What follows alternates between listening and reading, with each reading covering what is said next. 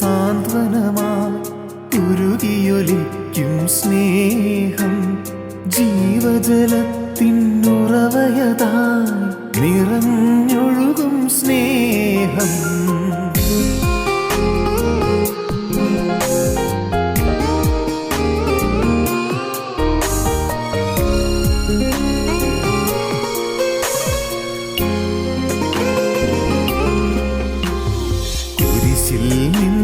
സാന്ത്വനമായി ഉരുകിയൊലിക്കും സ്നേഹം സഹനത്തിൻ നിണധാരയതായി ഉതിർന്നൊഴുകും സ്നേഹം വിലാവിൽ നിന്നും മോചനമായി ഉരുകിയൊലിക്കും സ്നേഹം നീറും മനസ്സിൽ കുളിരലയായി നിറഞ്ഞൊഴുകും സ്നേഹം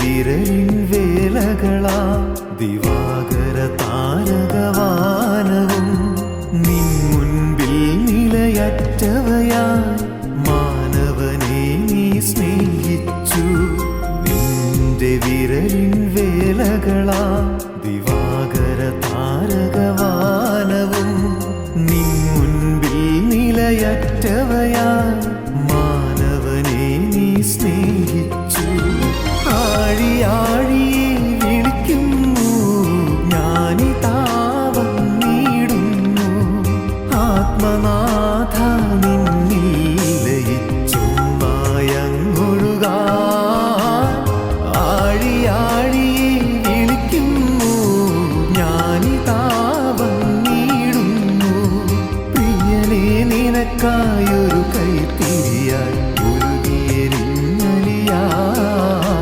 വിലാവിൽ നിന്നും മോചനമായി ഉരുകിയൊലിക്കും സ്നേഹം ജീവജലത്തിനുറവയതാ നിറഞ്ഞൊഴുകും സ്നേഹം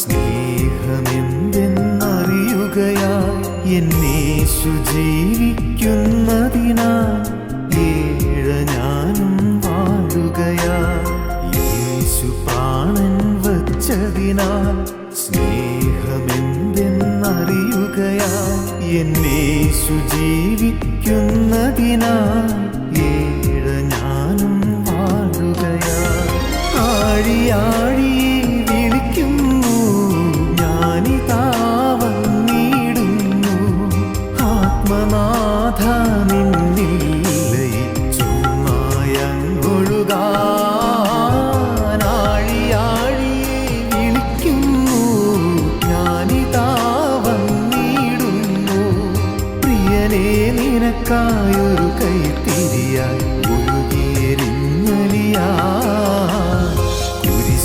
നിന്നും സാന്ത്വനമായി ഉരുകിയൊലിക്കും സ്നേഹം സഹനത്തിൻ നിണധാരയതായി ഉതിർന്നൊഴുകും സ്നേഹം വിലാവിൽ നിന്നും മോചനമായി ഉരുകിയൊലിക്കും സ്നേഹം നീറും മനസ്സിൽ കുളിരലയായി നിറഞ്ഞൊഴുകും സ്നേഹം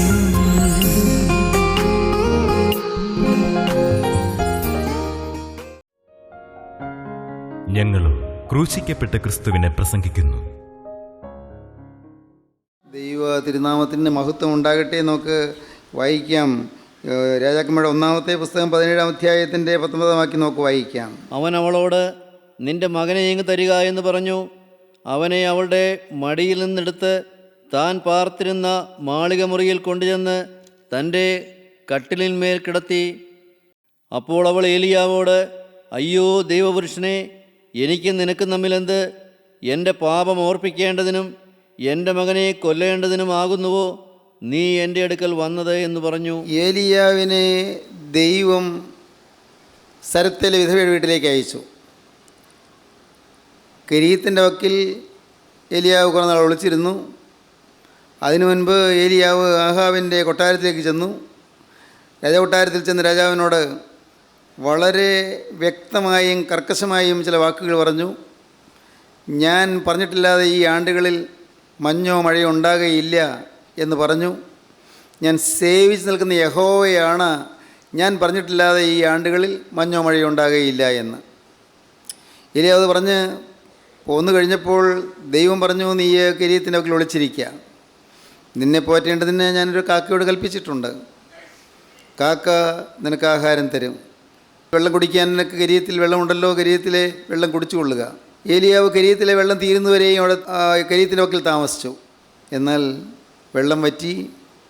ഏലിയാവ് ഇനി എന്താണ് ചെയ്യേണ്ടതെന്ന് ഏലിയാവ് ആലോചിക്കുന്നതിന് മുൻപ് ദൈവം ഏലിയാവിനോട് പറഞ്ഞു, നീ സരപ്തിയിലേക്ക് പോവുക. അവിടെ നിന്നെ പോറ്റുവാൻ ഞാനൊരു വിധവയോട് കൽപ്പിച്ചിട്ടുണ്ട്. അവിടെ ചെന്നു. ഏലിയാവിൻ്റെ വിശപ്പിന് അപ്പം കൊടുത്തതോടെ ആ വിധവയുടെ കലത്തിലെ മാവ് പിന്നെയും നിറഞ്ഞു വന്നു. ഭരണിയിലെ എണ്ണ പിന്നെയും നിറഞ്ഞു വന്നു. ഭരണിയിലെ എണ്ണ കുറഞ്ഞില്ല, കലത്തിലെ മാവ് കുറഞ്ഞില്ല. നിരന്തരം അപ്പം ചുടുവാൻ തക്കവണ്ണം സമൃദ്ധി ഉണ്ടായി. പട്ടിണി പാവങ്ങളായിരുന്ന ആ ദേശക്കാർക്കൊക്കെയും ആഹാരം കിട്ടി. വലിയ അത്ഭുതമാണ് നടന്നത്. ആളുകളുടെ ഇടയിൽ ഒരു ചിന്താവിഷയമായി, ചർച്ചാ വിഷയമായി. നോക്കൂ, ആ ദൈവപുരുഷനോട് വന്നതിന് ശേഷം എന്തൊരു മാറ്റം! ദൈവപുരുഷൻ ആ വീട്ടിൽ കാലുകുത്തിയതിന് ശേഷം എന്തൊരു മാറ്റം! ആ ദൈവപുരുഷനോട് വന്ന് ആ ദൈവപുരുഷന് ഒരു നേരത്തെ ആഹാരം കൊടുത്തതിന് ശേഷം കണ്ടില്ലേ എന്തുമാത്രം ആഹാരം! കലത്തിൽ മാവ് കുറയുന്നില്ല, ഭരണിയിൽ എണ്ണ വറ്റുന്നില്ല. നമുക്കെല്ലാം ആഹാരം, നാട്ടുകാർക്കെല്ലാം ആഹാരം. നമ്മുടെ പട്ടിണി തീർന്നു, നമ്മുടെ ക്ഷാമം തീർന്നു. സന്തോഷം, എല്ലാവർക്കും സന്തോഷം. ദൈവത്തിന് സ്തോത്രം. നമുക്ക് സമസ്വഭാവമുള്ള മനുഷ്യനാണ് ഏലിയാവ്, മറക്കരുത്. നമുക്ക് സമസ്വഭാവമുള്ള മനുഷ്യനാണെന്ന് യാക്കോബ് പറയുന്നത്. നമുക്ക് സമസ്വഭാവമുള്ള ഏലിയാവ് ഒരു വീട്ടിൽ ചെന്ന് പാർത്തു. അവിടെ അനുഗ്രഹം. ദൈവത്തിൻ്റെ വചനം അനുസരിച്ച് നാം എങ്ങോട്ട് നീങ്ങിയാലും അവിടെ അനുഗ്രഹം പിറകെ വരും, ഉറപ്പാണ്. കേൾക്കൂ, ദൈവത്തിൻ്റെ വചനപ്രകാരം നാം എങ്ങോട്ട് നീങ്ങിയാലും, ദൈവം കൽപ്പിക്കുന്നതനുസരിച്ച് നാം എവിടെ പോയാലും ഒട്ടും പേടിക്കണ്ട. അനുഗ്രഹം പിറകെ വരും, സമൃദ്ധി പിറകെ വരും, എന്നും നിറവായിരിക്കും. ദൈവത്തിൻ്റെ ആലോചന പ്രകാരം നീങ്ങണം, ദൈവത്തിൻ്റെ വചനപ്രകാരം നീങ്ങണം, ദൈവം കൽപ്പിക്കുന്നതനുസരിച്ച് നീങ്ങണം, ദൈവത്തിൻ്റെ അരുളപ്പാടനുസരിച്ച് നീങ്ങണം. ഏലിയാവ് ദൈവത്തിൻ്റെ അരുളപ്പാടനുസരിച്ചു. കിരീത്തിൽ ഒളിച്ചിരിക്കാൻ പറഞ്ഞു, ഒളിച്ചിരുന്നു. കിരീത്തിൽ നിന്ന് സരപ്തിയിലേക്ക് പോകാൻ പറഞ്ഞു, പോയി. വിധവയുടെ വീട്ടിൽ ചെല്ലാൻ പറഞ്ഞു, വിധവയുടെ വീട്ടിൽ ചെന്നു. ഏലിയാവ് അവിടെ പാർത്തു. ആ വീട്ടിൽ മുകളിലത്തെ നിലയിൽ മാളികയിൽ ഒരു മുറിയുണ്ട്, അത് ഏലിയാവിന്. പക്ഷേ ഏലിയാവിന് പരസ്യമായിട്ട് രംഗത്തിറങ്ങാൻ പറ്റില്ല. പരസ്യമായിട്ട് രംഗത്തിറങ്ങിയാൽ ആഹാബ് കണ്ടുപിടിക്കും.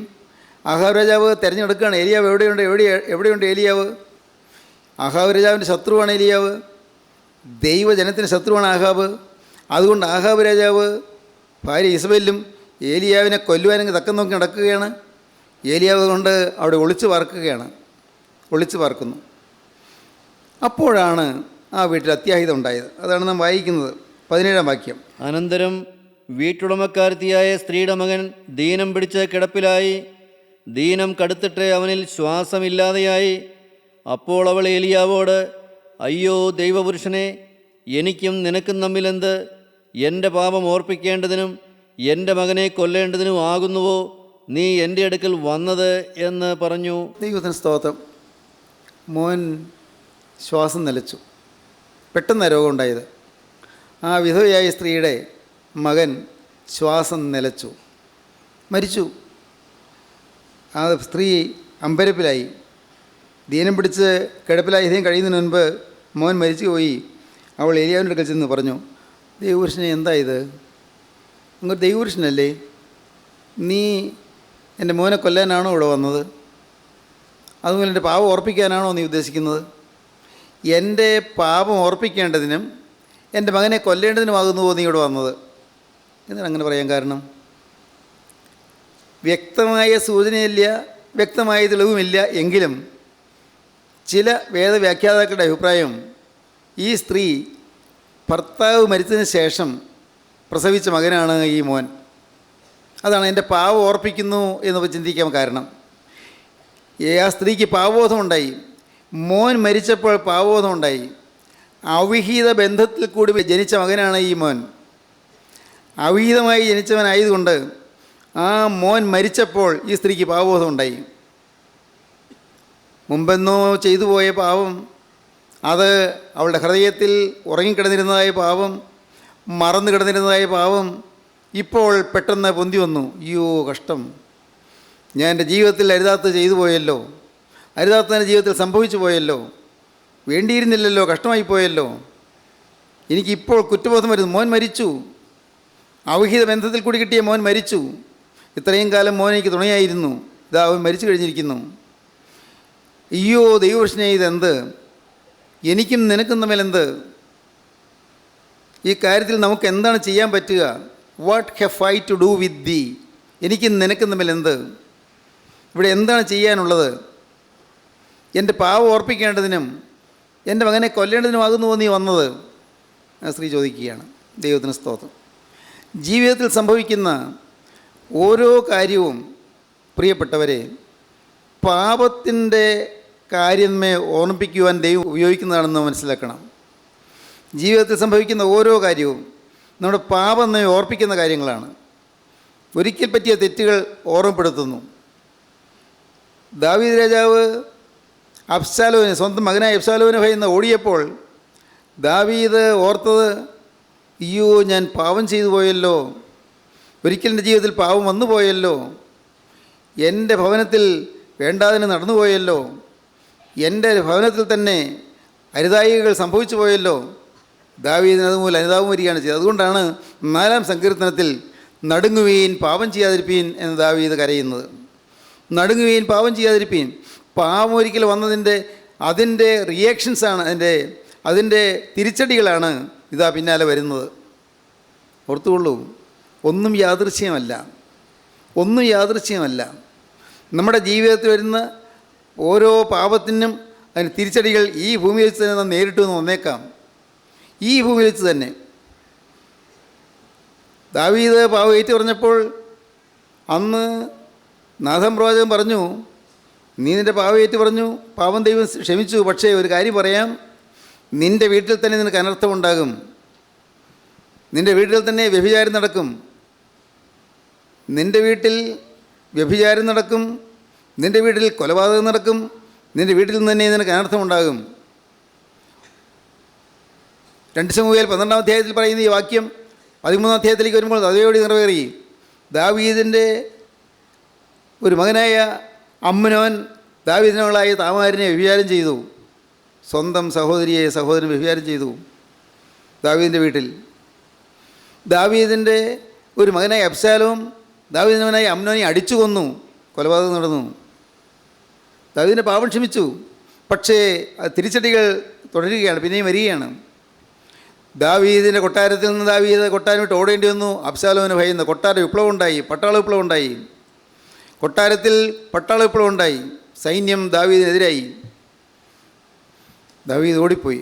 അന്ന് ഗുഹയിൽ കിടക്കുമ്പോൾ ദാവീദ് കരയുകയാണ്, നടുങ്ങുവീൻ പാപം ചെയ്യാതിരിപ്പീൻ, യോ നടുങ്ങുവീൻ പാപം ചെയ്യാതിരിപ്പീൻ. പ്രിയപ്പെട്ടവരെ, ഓർക്കുക, നമ്മുടെ പാപത്തിൻ്റെ തിരിച്ചടികൾ പിന്നാലെ വരുന്നുണ്ട്.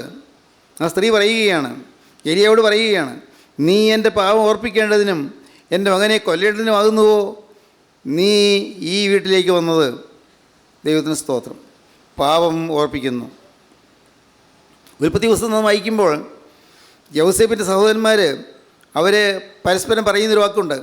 യാക്കോബിൻ്റെ മകനായ യൗസേപ്പിൻ്റെ സഹോദരന്മാർ മിസ്രയീമിൽ കൊട്ടാരത്തിൽ ചെന്ന് യൗസേപ്പിൻ്റെ മുമ്പിൽ യൗസേപ്പ് ആണെന്നറിയാതെ മുട്ടുകുത്തി യൗസേപ്പിൻ്റെ മുമ്പിൽ നിന്ന് ആഹാരം ധാന്യം വാങ്ങിക്കൊണ്ട് പോകാൻ തുടങ്ങുമ്പോൾ അവർ പരസ്പരം പറയുന്ന വാക്കുണ്ട്, ഇത് നാം നമ്മുടെ സഹോദരനോട് ചെയ്ത ദ്രോഹമാകുന്നു. യാദൃശ്യമായി നമുക്ക് വന്നതല്ല. ഇന്ന് നമുക്ക് ഈ നേരിട്ടിരിക്കുന്ന ദുരിതം, ഇന്ന് മിസ്രൈമിൽ നാം അടിമകളായി കഴിയേണ്ടി വരുന്നത്, നമ്മിൽ ഒരാളിവിടെ അടിമയായി നിന്നിട്ട് മറ്റുള്ളവർ മാത്രം പോകാൻ അനുവദിക്കുന്നത് നിസ്സാര കാര്യമല്ല. ഇതിന് തക്ക കാരണമുണ്ട്. ഇത് നമ്മുടെ സഹോദരനോട് നാം ചെയ്ത ദ്രോഹത്തിൻ്റെ പ്രതികാരമാകുന്നു. നമ്മുടെ സഹോദരനോട് നാം ചെയ്ത ആ തെറ്റിപ്പോൾ ഓർമ്മ വരികയാണ്, തെറ്റോർമ്മ വരുന്നു. പ്രിയപ്പെട്ടവരെ, പാപം ഓർമ്മ വരണം. നമ്മുടെ ജീവിതത്തിൽ പാപം ഓർമ്മ വരണം. ദൈവത്തിന് സ്തോത്രം. പാപം നമ്മുടെ ഹൃദയത്തിൽ നമുക്ക് ഓർമ്മ വന്ന് പാപത്തെ ഓർത്ത് നമുക്ക് അനുഭവിക്കാൻ സാധിക്കണം. ഓരോ സംഭവത്തിൽ കൂടെയും, ഓരോ അപകടങ്ങളിൽ കൂടെയും, ഓരോ ആപത്തിൽ കൂടെയും, ഓരോ ഞെരുക്കങ്ങളിൽ കൂടെയും എല്ലാം, ഓരോ രോഗങ്ങളിൽ കൂടെയും എല്ലാം, അനർത്ഥങ്ങളിൽ കൂടെ, കഷ്ടനഷ്ടങ്ങളിൽ കൂടെ എല്ലാം ഓർക്കണം, എനിക്കെന്തെങ്കിലും ചിന്തിക്കാനുണ്ടോ, തിരിഞ്ഞു നോക്കി ചിന്തിക്കാൻ എന്തെങ്കിലും ഉണ്ടോ? നാം ചിന്തിച്ച് നോക്കണം. അപ്പോഴാണ് പാപം നമുക്ക് ഓർമ്മ വരുന്നത്. ഉൽപ്പത്തി പുസ്തകം 42-ാം അധ്യായം 21-ാം വാക്യം നമുക്ക് വായിക്കാം. ഇത് നമ്മുടെ സഹോദരനോട് നാം ചെയ്ത ദ്രോഹമാകുന്നു. അവൻ നമ്മോട് കെഞ്ചിയപ്പോൾ നാം അവൻ്റെ പ്രാണസങ്കടം കണ്ടാറേയും അവൻ്റെ അപേക്ഷ കേട്ടില്ലല്ലോ. അതുകൊണ്ട് ഈ സങ്കടം നമുക്ക് വന്നിരിക്കുന്നുവെന്നവർ തമ്മിൽ പറഞ്ഞു. അവർക്ക് കുറ്റബോധമുണ്ടായി. സംഭവം നിങ്ങൾക്ക് എല്ലാവർക്കും അറിയാമോ എന്ന് എനിക്ക് അറിഞ്ഞുകൂടാ. വേദപുസ്തകത്തിലൊരു വളരെ ശ്രദ്ധേയമായ ഒരു സംഭവമാണിത്. യാക്കോബിനുമനായി യൗസേപ്പിനെ അവൻ്റെ സഹോദരന്മാർ പൊട്ടക്കിണറ്റിൽ തള്ളിയിട്ടു. അവിടെ നിന്ന് പൊക്കിയെടുത്ത് ഇസ്മായിലെ കച്ചവടക്കാർ കൊടുത്തു. യൗസേപ്പിനെ കച്ചവടക്കാർ കൊണ്ടുപോയി മിസ്രൈം ഈജിപ്തിൽ കൊണ്ടുപോയി വിറ്റു. ഈജിപ്തിൽ 17 കൊല്ലം കാരാഗൃഹത്തിൽ കിടക്കേണ്ടി വന്നു. എന്നാൽ യൗസേപ്പ് അവിടുത്തെ ഏറ്റവും പ്രധാനപ്പെട്ട ഉദ്യോഗസ്ഥനായി അവിടുത്തെ പ്രധാനമന്ത്രിയായി തീർന്നു. യൗസേപ്പ് പ്രധാനമന്ത്രിയായി തീർന്ന കാലത്ത് അന്നാണ് ദേശത്ത് ക്ഷാമം ഉണ്ടായത്. കനാൻ നാട്ടിലൊക്കെയും ക്ഷാമം ഉണ്ടായി. പലസ്റ്റൈനിലെ ആ ക്ഷാമദേശത്ത് നിന്ന് യാക്കോബ് തൻ്റെ മക്കളെ പറഞ്ഞയച്ചു. ഈജിപ്തിൽ ധാന്യം കൊടുക്കുമെന്ന് കേട്ടല്ലോ, മക്കളെ നിങ്ങൾ പോയി വാങ്ങിക്കൊണ്ടുവരിക എന്ന്. അവരെല്ലാവരും പോയി. ഈ മക്കളെല്ലാവരും പോയി, ബെന്യാമീൻ ഒഴികെ, ഇളയവനൊഴികെ. യൗസേപ്പിനെ അവർ കണ്ടിട്ട് മനസ്സിലായി, എന്നെ പൊട്ടക്കിണറ്റിൽ തള്ളിയിട്ടവർ, എന്നെ വിറ്റ് കാശ് വാങ്ങിയവർ, 20 വെള്ളിക്കാശ് വാങ്ങിയവർ, എൻ്റെ ജീവിതത്തിൽ കഠിനമായി ഉപദ്രവം ചെയ്തവർ, എന്നെ കൊല്ലാൻ നോക്കിയവർ, അവരല്ലേ ഒന്ന് നിൽക്കുന്നത് എന്ന് യൗസേപ്പിന് മനസ്സിലായി. പക്ഷേ യൗസേപ്പിന് വൈരാഗ്യമില്ല, യൗസേപ്പിന് പകയില്ല, യൗസേപ്പിന് വിദ്വേഷമില്ല, യൗസേപ്പിന് അവരോട് അല്പം പോലും കയ്പില്ല. മറിച്ച് യൗസേപ്പ് അവരെ സ്നേഹിച്ചു, അവരെ തന്നെ വെളിപ്പെടുത്തിയില്ല. പക്ഷേ യൗസേപ്പ് ഒരു കാര്യം ആഗ്രഹിച്ചു, അവരുടെ ജീവിതത്തിലെ പാപം ദൈവം ക്ഷമിച്ചു കൊടുക്കണമെങ്കിൽ അവർക്ക് അനുതാപം വരണം. യൗസേപ്പ് ക്ഷമിച്ചു, ശരിയാണ്, യൗസേപ്പിന് പരാതിയില്ല. പക്ഷേ സ്വർഗത്തിലെ ദൈവം ക്ഷമിച്ചില്ലെങ്കിൽ അവരുടെ ജീവിതത്തിൽ എന്നേക്കും ആ പാവം നിൽക്കും എന്ന് യൗസേപ്പിനറിയാം. അതുകൊണ്ട് അവർ ദൈവസന്നിധിയിൽ അനുദപിക്കേണ്ടത് ആവശ്യമാണെന്നുള്ളതുകൊണ്ട് യൗസേപ്പ് അവരോട് കർക്കശമായി ഇടപെട്ടു, വളരെ കർക്കശമായി ഇടപെട്ടു. യൗസേപ്പ് പറഞ്ഞു, നിങ്ങളിൽ ഒരാൾ ജയിലിൽ കിടക്കണം. തന്നെയുമല്ല, നിങ്ങൾ പോയി നിങ്ങളുടെ ഇളയ അനുജനെ ഇവിടെ കൊണ്ടുവന്നല്ലാതെ ഈ ജയിലിൽ കിടക്കുന്നയാളെ ഞങ്ങൾ വിടുവിക്കുകയുമില്ല. വളരെ ക്രൂരമായി പെരുമാറി. ഉള്ളിൽ ക്രൂരത ഉണ്ടായിട്ടല്ല, അവർ കുറ്റബോധം കിട്ടുന്നതിന് വേണ്ടിയാണ്. ഉള്ളിൽ അല്പം പോലും ദേഷ്യം വന്നിട്ടല്ല, അവർ കുറ്റബോധം കിട്ടുന്നതിന് വേണ്ടിയാണ്. അതാണ് ക്രിസ്തുവിൻ്റെ സ്നേഹം, അതാണ് ദൈവിക സ്നേഹം. യൗസേപ്പ് അവരോട് ക്രൂരമായി സംസാരിച്ചു, യൗസേപ്പ് അവരോട് കഠിനമായി സംസാരിച്ചു. അപ്പോൾ അവർ പരസ്പരം പറഞ്ഞു, ഇത് നമ്മുടെ സഹോദരനോട് നാം ചെയ്ത ദ്രോഹമാകുന്നു. വർഷങ്ങൾക്ക് മുൻപ് നമ്മുടെ സഹോദരനായ യൗസേപ്പിനോട് നാം ദ്രോഹം ചെയ്തില്ലേ? അവനോട് ചെയ്ത ദ്രോഹത്തിൻ്റെ തിരിച്ചടി നാം ഇപ്പോൾ ഏൽക്കുകയാണ്. ഇത് നമ്മുടെ സഹോദരനോട് നാം ചെയ്ത ദ്രോഹമാകുന്നു. അവൻ നമ്മോട് കെഞ്ചിയപ്പോൾ നാം അവൻ്റെ പ്രാണസങ്കടം കണ്ടാറേയും അവൻ്റെ അപേക്ഷ കേട്ടില്ലല്ലോ. അതുകൊണ്ട് ഈ സങ്കടം നമുക്ക് വന്നിരിക്കുന്നുവെന്ന് അവർ തമ്മിൽ പറഞ്ഞു. അവൻ നമ്മോട് കെഞ്ചി, യൗസേപ്പ് നമ്മോട് കെഞ്ചി യാചിച്ചു. പക്ഷേ അവൻ്റെ സങ്കടം നാം കേട്ടില്ല, അവൻ്റെ അഭയാചന നാം കേട്ടില്ല, തെല്ലുപോലും കരുണ കാണിച്ചില്ല, അവനോട് അല്പം പോലും ഒരു കനിവ് നമുക്ക് തോന്നിയില്ല. ഇതാ അതുകൊണ്ട് ഈ സങ്കടം നമുക്ക് വന്നിരിക്കുന്നു. നമ്മുടെ സഹോദരൻ ജയിലിലാകേണ്ടി വന്നിരിക്കുന്നു. നമ്മുടെ ഇളയ സഹോദരനെ കൊണ്ടുവന്നല്ലാതെ ഈ സഹോദരൻ വിടുവിക്കുകയില്ല. നാം എന്തു ചെയ്യും? അവർ പരസ്പരം പറയുന്നത് യൗസേപ്പിന് മനസ്സിലായി. കാരണം അവർ എബ്രായ ഭാഷയിലാണ് പറഞ്ഞത്. യൗസേപ്പ് എബ്രായ ഭാഷ അറിയാവുന്നവനാണല്ലോ. എന്നാൽ യൗസേപ്പ് മിസ്രൈമിലായതുകൊണ്ട് മിസ്രൈമിലെ കോപ്റ്റിക് ഭാഷ അറിയാം, ഈജിപ്തിലെ ഭാഷ അറിയാം. ആ ഭാഷയിലാണ് യോസേപ്പ് അവിടെയുള്ള ഉദ്യോഗസ്ഥരോട് സംസാരിക്കുന്നത്. അതുകൊണ്ട് യോസേപ്പിന് അവർ പറയുന്നത് മനസ്സിലാകുകയില്ലെന്ന് വിചാരിച്ചാണ് അവർ പറയുന്നത്, ഇത് നമ്മുടെ സഹോദരനോട് നാം ചെയ്ത ദ്രോഹമാകുന്നുവെന്ന്. വർഷങ്ങൾക്ക് മുൻപ് നമ്മുടെ ജീവിതത്തിൽ ഒരു ദ്രോഹം വന്നു പോയില്ലേ? സഹോദരനോട് ക്രൂരത ചെയ്തു പോയില്ലേ? സഹോദരനെ വ്യസനിപ്പിച്ച് പോയില്ലേ? അവനെ വിറ്റ് പോയില്ലേ? അവനെ വിറ്റ് പൈസ വാങ്ങിപ്പോയില്ലേ? അയ്യോ, തെറ്റുപറ്റി പോയല്ലോ. ഇതിൻ്റെ എല്ലാം തിരിച്ചടി ഞങ്ങൾ കേൾക്കുകയാണ്. ദൈവത്തിന് സ്തോത്രം. പ്രിയപ്പെട്ടവരെ, ഗൗരവമേറിയ കാര്യം നിങ്ങളുടെ ശ്രദ്ധയിലേക്ക് ഞാൻ കൊണ്ടുവരട്ടെ. ജീവിതത്തിൽ എന്തെങ്കിലും വന്നുപോയ തിന്മകൾ അത് നമ്മുടെ പിറകെ വരികയാണ്. പാപം നമ്മെ വേട്ടയാടുകയാണ്.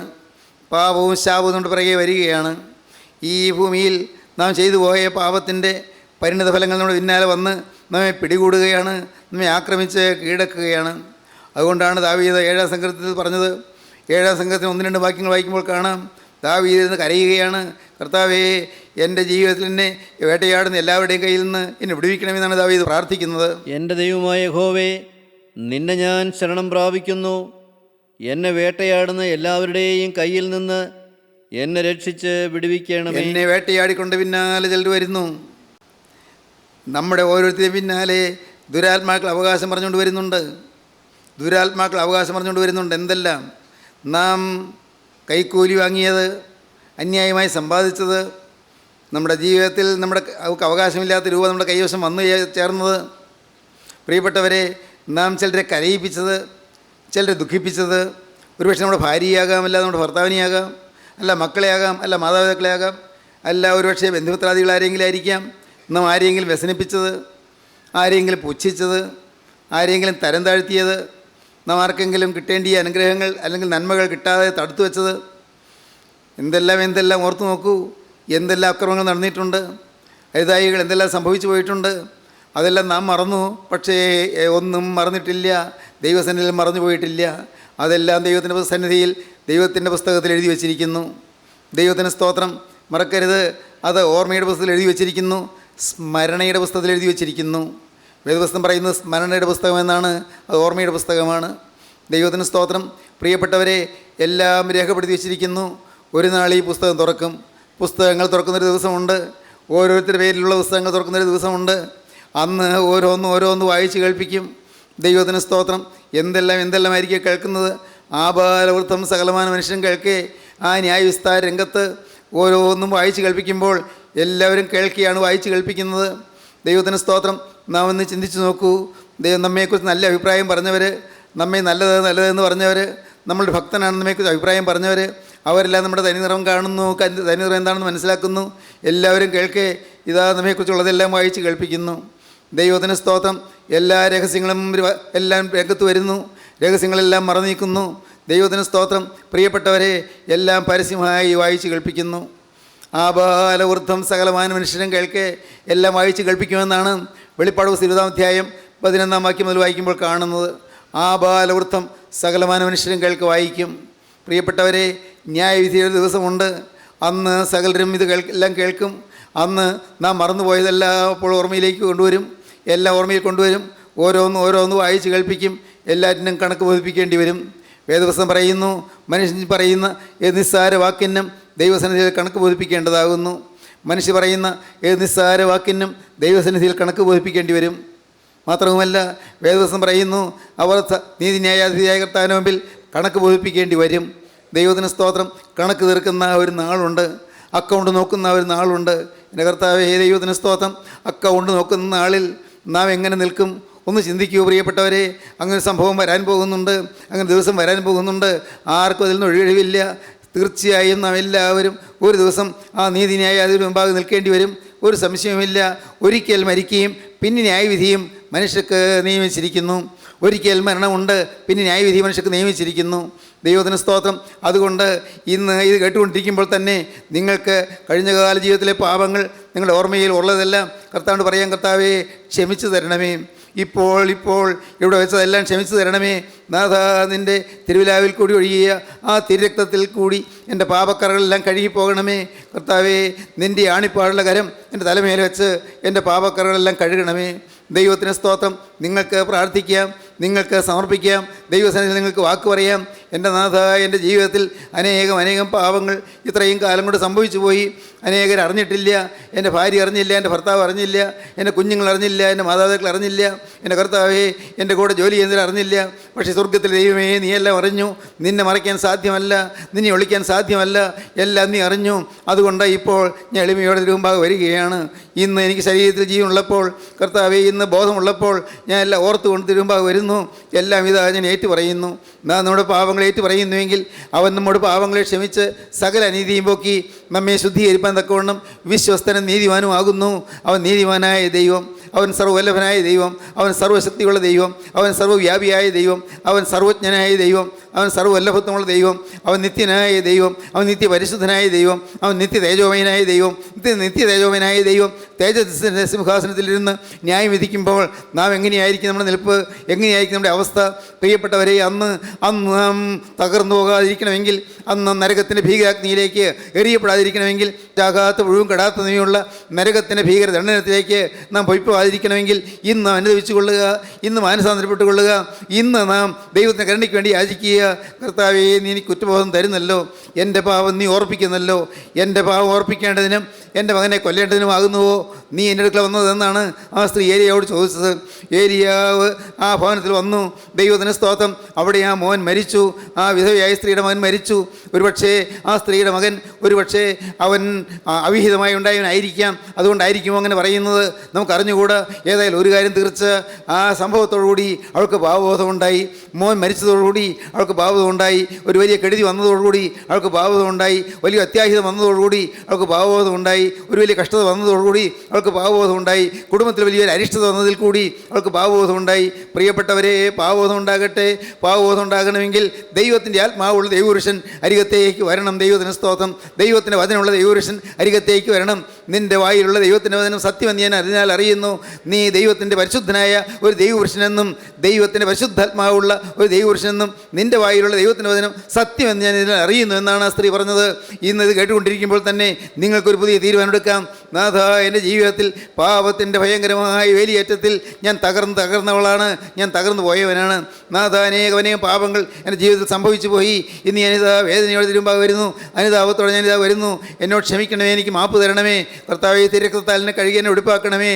ഗോകുൽത്തായിലെ കുരിശിൽ ചിന്തിയ തിരുരക്തം, കർത്താവേ, കാൽവറി മലയുടെ ഉയരത്തിൽ ചിന്തിയ തിരുരക്തം. നാഥ, ഇന്ന് ഇത് കേട്ടുകൊണ്ടിരിക്കുമ്പോൾ തന്നെ എൻ്റെ മേലൊരു തുള്ളി വന്ന് പതിയണമേ, എന്നെ കഴുകണമേ. നിങ്ങൾ പ്രാർത്ഥിക്കൂ പ്രിയപ്പെട്ടവരെ, തീരുമാനമെടുക്കൂ. നിങ്ങൾ മേലിൽ പാവം ചെയ്യുകയിലും തീരുമാനിക്കൂ, ഇനിമേൽ പാവം ഉണ്ടാകുകയിലും തീരുമാനിക്കൂ. ഇന്നു മുതൽ ഞാൻ പുതിയ മനുഷ്യനായി ജീവിക്കണം നിങ്ങൾ തീരുമാനിക്കൂ. യേശുവേ, ഇന്നു മുതൽ, നാഥ, ഇന്നു മുതൽ ഞാൻ നിൻ്റെ വക, ഞാൻ നിൻ്റെ വക, ഞാൻ നിൻ്റേത് മാത്രം. യേശുവേ, നീ എൻ്റെ സമ്പത്ത്, നീ എൻ്റെ സ്വത്ത്, ഞാൻ നിൻ്റെ വക. യേശുവേ, എനിക്ക് എൻ്റെ മേൽ അവകാശമില്ല. എൻ്റെ മേലുള്ള സകല അവകാശവും ഞാൻ നിനക്ക് തന്നിരിക്കുന്നു. നീ എന്നെ സ്വീകരിക്കുക, നീ എന്നെ കയ്യിലെടുക്കുക, നീ എന്നെ ഉപയോഗിക്കുക, നീ എന്നെ വാഴ്ത്തുക, നീ എന്നെ ശുദ്ധീകരിക്കുക, നിൻ്റെ തിരുരക്തത്തിൻ്റെ മേൽ പകരുക, എന്നെ നിൻ്റെ തിരുരക്തത്താൽ പൊതിയുക, നിൻ്റെ പരിശുദ്ധാത്മാവിനാൽ എന്നെ നിറയ്ക്കുക. Hallelujah, hallelujah. നിങ്ങൾ പ്രാർത്ഥിക്കൂ പ്രിയപ്പെട്ടവരെ, ദൈവകരങ്ങളെ നിങ്ങളെ ഏൽപ്പിച്ചുകൊണ്ട് പ്രാർത്ഥിക്കൂ. കർത്താവേ, കടന്നു വരണമേ. യേശുവേ, എഴുന്നള്ളി വരണമേ. യേശുവേ, എൻ്റെ നാവിന്മേൽ തീക്കനൽ തൊടുവിക്കണമേ. യേശുവേ, എനിക്ക് കുറ്റബോധം തരണമേ. എൻ്റെ യേശുവേ, പാപബോധം തരണമേ. എൻ്റെ യേശുവേ, ഇതിൻ്റെ വേല ചെയ്യാനുള്ളതായ വിശുദ്ധി എനിക്ക് തരണമേ. നിൻ്റെ വചനം പറയുവാനുള്ള വിശുദ്ധിയുടെ നാവ് എനിക്ക് തരണമേ. പ്രാർത്ഥിക്കൂ, സമർപ്പിക്കൂ. നമ്മെ തന്നെ നമുക്ക് സമർപ്പിക്കാം. കാരുണ്യവാനായ ഞങ്ങളുടെ സ്വർഗീയ പിതാവേ, ഈ മനോഹരമായ സമയത്തിനായി ഞങ്ങൾ നിന്നെ സ്തുതിക്കുക, ഞങ്ങൾ നിന്നെ സ്തോത്രം ചെയ്യുന്നു. നാഥായി വചനം കേട്ട എല്ലാവരെയും അനുഗ്രഹിക്കണമേ. എല്ലാവരെയും നിന്റെ കൃപയിൽ പരിപാലിക്കണമേ. അവിടുത്തെ രണ്ടാമത്തെ വരവിന് വേണ്ടി എല്ലാവരെയും ഒരുക്കണമേ. യേശു ക്രിസ്തുവിൻ്റെ മഹത്വമേറിയ നാമത്തിൽ പ്രാർത്ഥിക്കുന്ന കൃപയോടെ കേൾക്കണമേ. ആമീൻ. ഹല്ലേലൂയ.